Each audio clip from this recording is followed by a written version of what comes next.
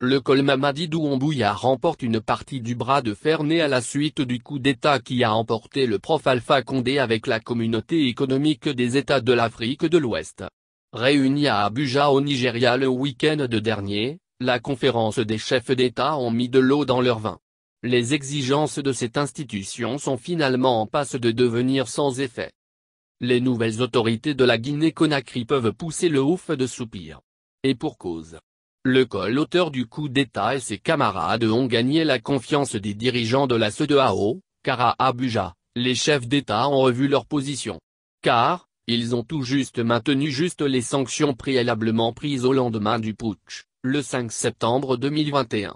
Et les autorités de la transition rassurent que le Conseil national de la transition composera d'ici à la fin d'année et qu'il mettrait à disposition le calendrier de la transition. Dans un communiqué final ayant sanctionné la rencontre des chefs d'État et de gouvernement de la CEDEAO, la conférence des chefs d'État se félicite de la récente décision des autorités de transition d'autoriser l'ancien président Alpha Condé à rentrer chez lui, libre.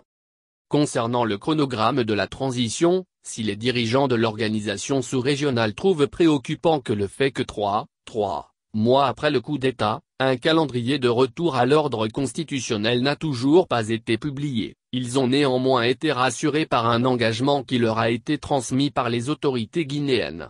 La conférence des chefs d'État a été informée par les autorités de transition que le Conseil national de transition sera en place d'ici fin décembre 2021 et proposera un calendrier, est-il en effet mentionné dans le même communiqué.